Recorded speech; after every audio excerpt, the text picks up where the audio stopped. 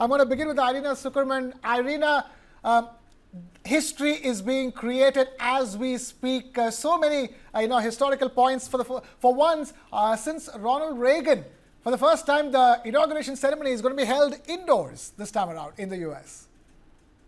Yes, indeed, it's extremely cold. There's a cold front moving into Washington and the eastern coast, but there are also talks that it is a security measure due to the massive protests outdoors and the fact that Donald Trump survived two assassination attempts within his campaign period last year, which uh, which makes the Secret Service very and leads to extra precautions.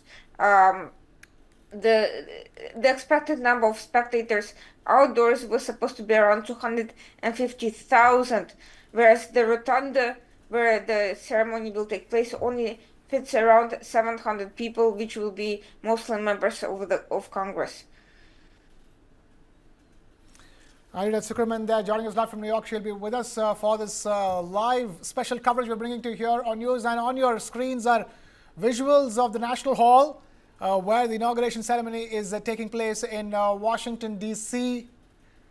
600 attendees, Aditya, if I'm not mistaken. That's all that will be allowed, although many hundreds have queued up outside. Yes, absolutely. In fact, there would be hundreds and thousands of people there. You are actually witnessing the visuals that are coming in from Washington, D.C. And apart from that, a lot of Trump supporters have been rallying around. There was a victory rally that was held yesterday, Krishna, with at the same venue. At the same venue with thousands and thousands of people. It's all in Indian language. You know, we have a Kumbh Mela that's happening in Prayagraj. But there's a political Kumbh Mela of sorts that's happening in Washington, D.C. right now.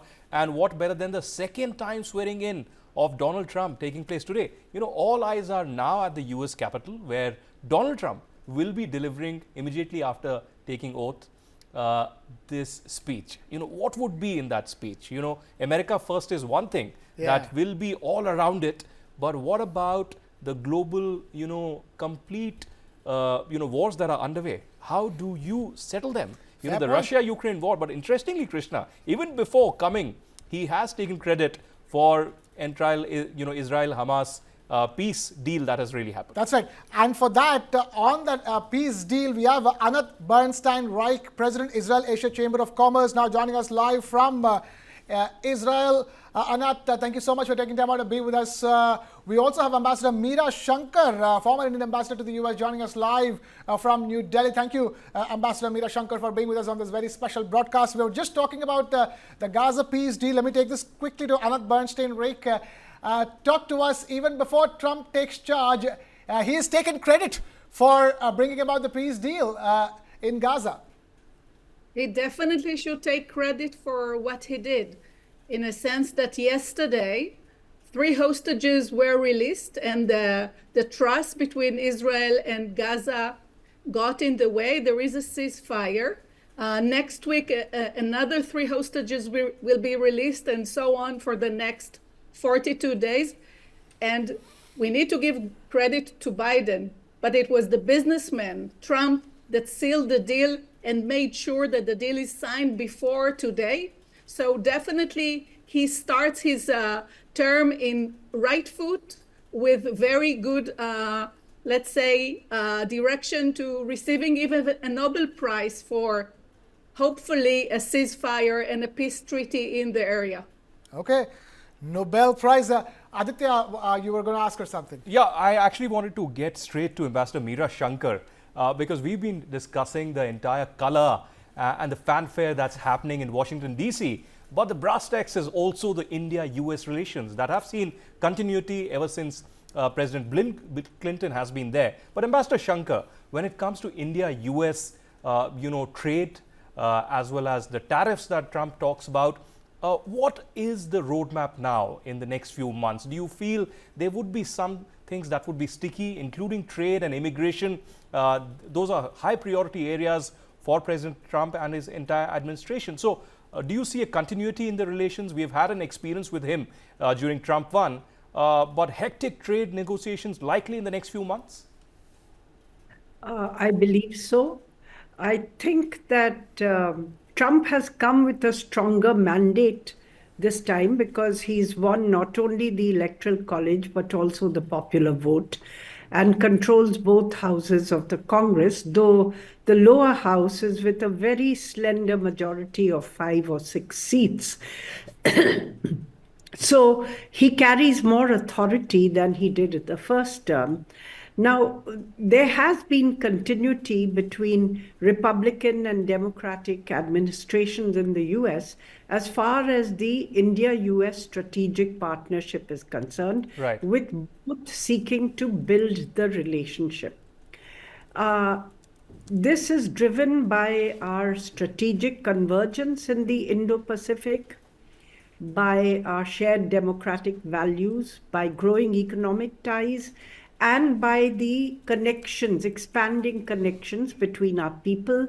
Particularly the Indian American community in the US is playing a larger public role.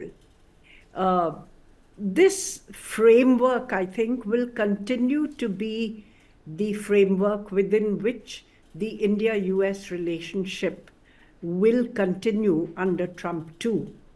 Having said this, there are issues which could arise, and these are driven by Trump's domestic agenda and his domestic priorities. If we look at his whole constituency, the MAGA constituency, then illegal migration into the US has been one of their key concerns. And it was a key issue for Trump during the election. Polls show that most Americans favor a stronger approach on illegal migration into the US.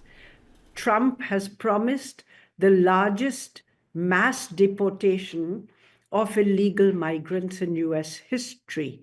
He wants to deport about 1 million migrants a year, up from the 200,000 that he deported during his first term each year. So this would be a 5-fold increase.